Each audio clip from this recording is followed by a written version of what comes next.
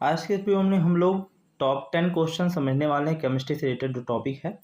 LT grade का ये chemistry का जो है पहला सीरीज है, क्योंकि ऐसे ही लगातार सीरीज हम लोग स्टार्ट करेंगे। आज 10 क्वेश्चन हम लोग देखने वाले हैं जो बहुत ही इंपॉर्टेंट है और प्रीवियस ईयर क्वेश्चन इससे जरूर आए हुए हैं किसी न किसी सेट में। ठीक है, तो अगर हम बात करें एलटी ग्रेड में पहला क्वेश्चन के बारे में, तो हमारा जो पहला क्वेश्चन है वो ये कह रहा है the oxidation state of iodine in H4IO6-।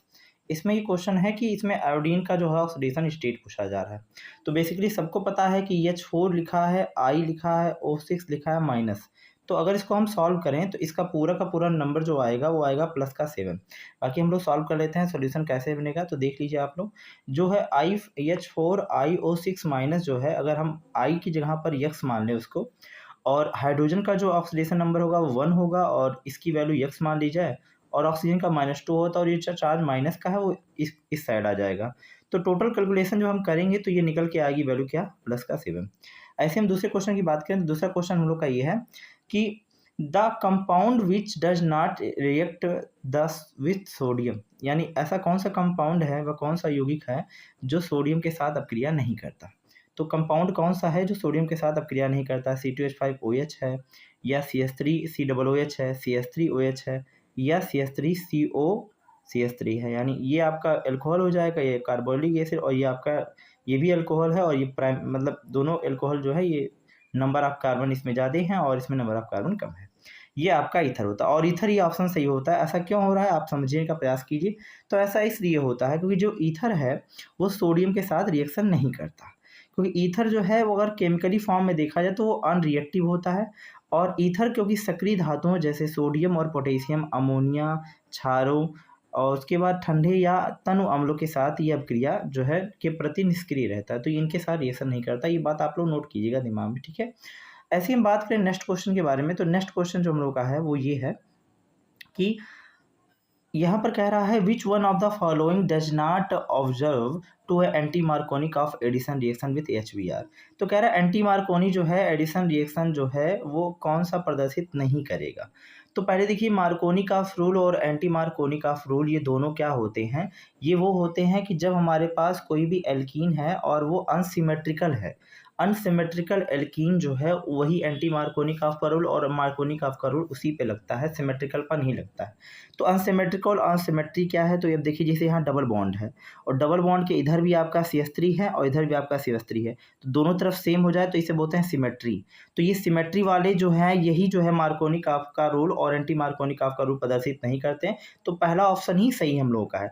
बाकी आप देखेंगे जब दूसरा वाला ऑप्शन देखेंगे तो दूसरे वाले ऑप्शन में क्या है, यहाँ पर आप देखेंगे तो यहाँ आपको देखिए डबल बॉन्ड है, इसके बगल में यहाँ पर आपको एक अलग दिख रहा है ग्रुप और इधर साइड में कोई ग्रुप नहीं है, तो ये हमारा अनसिमेट्री है।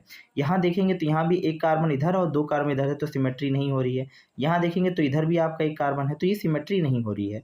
तो जो सिमेट्री नहीं होगा वो मार्कोनिक ऑफ और एंटी मार्कोनिक ऑफ का रूल शो करेगा, और जो होते हैं वो नहीं शो करते हैं। ठीक है, तो जैसा यहाँ पर मैंने लिखा ही है कि मार्कोनिक ऑफ का रूल, एंटी मार्कोनिक ऑफ का रूल जो होते हैं असम्मित जो है यानी अनसिमेट्रिकल एल्कीन पर जो है बनते हैं और बाकी उस पर नहीं बनते हैं। ठीक है, ऐसे में 4 नंबर क्वेश्चन की बात करें तो 4 नंबर क्वेश्चन हम लोग का ये है, ठीक है, कि the active species in the nitration of benzene is, मतलब हमें कहने का मतलब है बेंजीन के नाइट्रीकरण से सक्रिय जो है अभिकर्मक कौन सा भाग लेता है उसमें से। ठीक है, तो बेसिकली ये बात आपको पता है, नाइट्रीकरण का मतलब होता है नाइट्रिक एसिड, इसका फॉर्मूला होता है HNO3, और जब ये अनाइज होता है तो होता है HO और NO2 में, तो NO2 प्लस बनाता है, तो NO2 प्लस आप लोगों का ऑप्शन सही होगा। बाकी हम चीज़ें देखेंगे यहाँ पर रिएक्शन के थ्रू। तो जैसा आप देख पा रहे हैं यहाँ पर ये जो है बेंजीन है, इसका रिएक्शन HNO3 और कंसनट्रेट H2SO4 के साथ करना होगा, तो इसे बताया नाइट्रोबेंजीन, और ये हमारा जो है OH यहाँ से निकल जाएगा और बाकी NO2 ग्रुप उस पर अटैच हो जाता है, तो हमारा ऑप्शन NO2। अब NO2 में माइनस भी है प्लस भी है,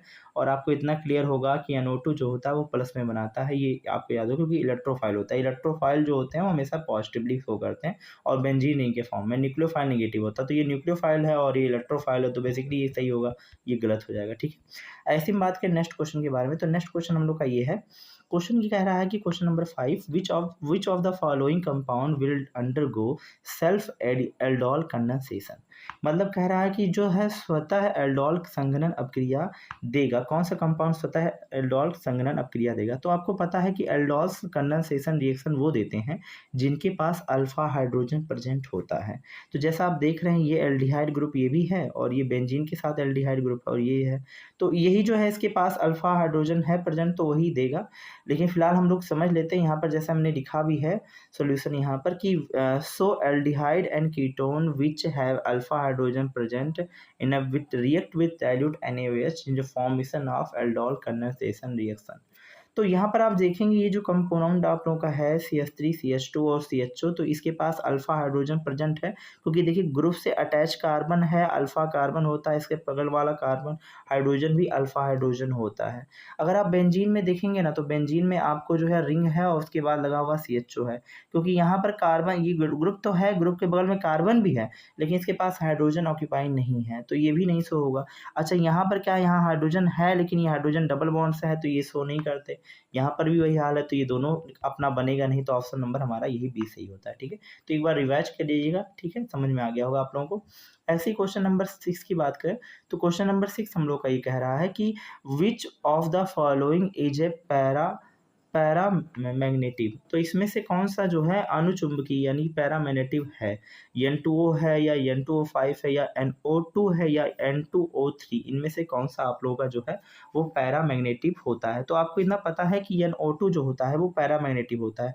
अब अगर हम पूरा सोल्यूशन समझने का प्रयास करें तो ये हो सकता है ऐसे तरीके से, जैसे देखेंगे आप, तो ये अनुचुंबकीय होते क्या है, तो वे मतलब वे पदार्थ जो चुंबकीय क्षेत्र में चुंबकीय क्षेत्र में रखने पर दुर्बल रूप से जो है अक्रिय होते हैं, जो है वो अनचुंबकीय पदार्थ कहलाते हैं, तथा साथ ही साथ ये जो गुण है वो चुंबकीय गुण कहलाता है, अनचुंबकीय गुण कहलाता है। अगर हम बात थोड़ा सा बेसिकली करें कि जो विषम जो है इलेक्ट्रॉन परमाणु होते हैं, जैसे NO हो गया, NO2 हो गया या ClO2 हो गया, ये सब जो है इनमें इलेक्ट्रॉन जो होते हैं विषम होते हैं और ये पैरामैग्नेटिव ही होते हैं।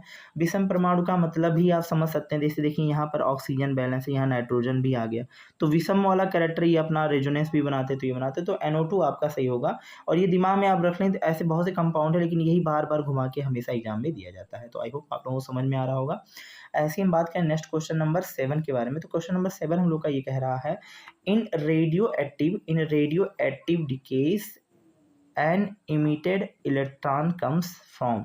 मतलब रेडियोधर्मी विखंडन में उत्सर्जित इलेक्ट्रॉन आता है, कहाँ आता है, inner orbital of the atom ये पे आता है, या न्यूक्लियस ऑफ द एटम, या outer most orbital of the atom, या नॉन ऑफ अबव। इनमें से कौन सा ऑप्शन आप लोगों का सही है। तो बेसिकली इसमें सही ऑप्शन जो होगा वो आपका बी होगा।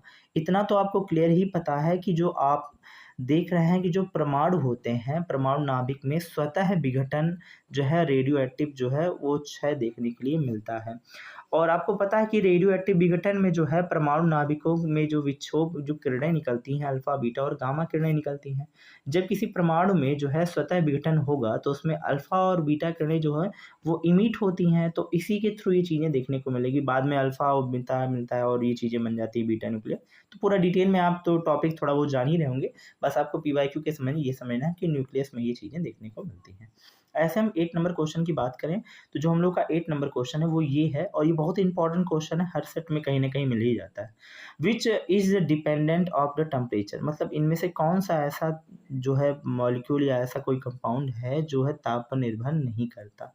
ठीक है, ताप पर उसकी निर्भरता नहीं होती। वो क्या है, मोलैरिटी है या वेट वॉल्यूम परसेंटेज है, नॉर्मेलिटी है या मोलैरिटी है। तो इसका सही ऑप्शन आपको पता होगा। बेसिकली फॉर्मूला अगर आपको याद है तो आप डायरेक्ट ही इसका आंसर बता सकते हैं, और इसका आंसर होगा मोललता। ठीक है, ऐसा क्यों, क्योंकि जब आप फॉर्मूला देखते हैं, ठीक है, तो मोललता का फॉर्मूले में ताप पर निर्भरता नहीं होती, क्योंकि इसमें द्रव्यमान होता है और द्रव्यमान ताप पर निर्भर नहीं करता। आपने पढ़ा होगा कि मोललता क्या होता है, विलय के मोल की संख्या बटे में जो है विलायक का भार होता है। तो भार है तो कहीं ना कहीं वो आप वो जो मैंने कहा ना द्रव्यमान है, तो ताप पर निर्भर नहीं करता। ठीक है, तो ये डिटेलिंग क्वेश्चन है, बहुत अच्छा क्वेश्चन है। ऐसे हम बात करें नेक्स्ट क्वेश्चन नंबर 9 की, तथा ions that iso electric with CO इन। तो मतलब क्या है कि वह आयन जो CO के साथ सम इलेक्ट्रॉनिक होते हैं। CO के साथ सम इलेक्ट्रॉनिक होता क्या है? तो सम इलेक्ट्रॉनिक का मतलब होता है जिसमें इलेक्ट्रॉन जो हैं दोनों कंपाउंड के वो समान हो। तो जैसा आप देखेंगे I2 माइनस है या O2 माइनस है या O2 प्लस है या N2 प्लस है या Cn माइनस है। तो अगर हम पूरा सॉल्यूशन की बात करें तो आइसो इलेक्ट्रॉनिक क्या होता है? तो अब इतना जानिए कि आइसो इलेक्ट्रॉनिक वे परमाणु एवं आयन होते हैं जिनमें इलेक्ट्रॉन की संख्या समान होती है, उसे सम इलेक्ट्रॉनिक कहते हैं। जैसे CO हुआ, Cn माइनस हुआ, इन सब के अंदर जो है 14 इलेक्ट्रॉन पाए जाते हैं। अब हम कैलकुलेट भी कर लेते हैं ऐसा कैसे हो रहा है। जैसे CO है, CO मतलब कार्बन है, कार्बन का यहाँ 6 होता है आउटर मोस्ट शेल के इलेक्ट्रॉन, और ऑक्सीजन में यहाँ पर आपको 8 दिखेंगे, तो टोटल कैलकुलेट किया जाएगा तो 14 आएगा। ऐसे ही Cn माइनस का है तो Cn में कार्बन का 6 होगा, N का आपका हो जाएगा 7, और माइनस है तो मतलब एक इलेक्ट्रॉन ऐड हो रहा है तो वहाँ पर 1, यानी कि टोटल आपका आ जाएगा 14 इलेक्ट्रॉन। तो ऑब्वियसली आपको पता चल गया होगा कि इसका आंसर क्या होगा, Cn माइनस होगा, और ये बढ़िया क्वेश्चन है अपने आप में, ठीक है। तो आप देख रहे होंगे लास्ट क्वेश्चन की हम बात करें तो लास्ट क्वेश्चन हम लोग का क्या है, और बहुत ही अच्छा क्वेश्चन है ये, समझने लायक है। लिखा है the equilibrium constant for the reaction N2 plus 3H2 gives out 2 moles of NH3 is K.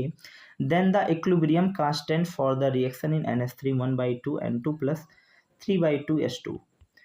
यहाँ कहने का मतलब क्या है कि ये दो रिएक्शन दिए हुए हैं, एक ये और एक ये। कह रहा है अभिक्रिया में साम्य स्थिरांक K है, जिनका साम्य स्थिरांक K है, तो कह रहा है कि ये साम्य स्थिरांक इस वाले रिएक्शन का लिए क्या होगा, आपका K2 होगा या 1/K होगा, 1/K होगा या 1/K² होगा या 1/√K होगा। तो हम पूरा सोल्यूशन अगर देखें तो सोल्यूशन हमने पूरा लिख दिया है, बहुत डिटेल में लिखा है और आप समझ भी पाएंगे। जो हमें इक्वेशन दिया है N2 plus 3H2 और गिव्स लिखा है 2NH3। अगर हम इसका स्थिरांक देखें, वेग स्थिरांक, तो हमारा K होगा, और आपको पता है कि प्रोडक्ट अपान रिएक्टेंट होता है। तो अगर हम प्रोडक्ट की बात करें तो प्रोडक्ट हमारा ये कंपाउंड है, इसका कोफिशिएंट फैक्टर जो है इसके ऊपर पावर के फॉर्म में लग जाता है, तो हमने पावर के फॉर्म में लगाया, सभी को कैलकुलेट किया, हमारा इक्वेशन ये फर्स्ट बना। दूसरा वाला कंपाउंड का भी इसी तरह से हमने किया, तो उसे K डैश कर दिया, और ये भी कंपाउंड का हमने दोनों कर लिया। अब दोनों को जब हम यहाँ कंपेयर करेंगे तो जो वैल्यू निकल के आएगी K dash equal to 1/√K। जब आप कैलकुलेट करोगे, दोनों को समझोगे, तो आपको वैल्यू ये निकल रही है 1/। वीडियो समझ में आया होगा। अगर आपको ये पूरा वीडियो समझ में आया, ठीक है, तो ऐसे ही पूरी सीरीज लगातार चलेगी, और अगर आपको अच्छा लग रहा हो तो चैनल को सपोर्ट कीजिएगा। धन्यवाद, जय हिंद।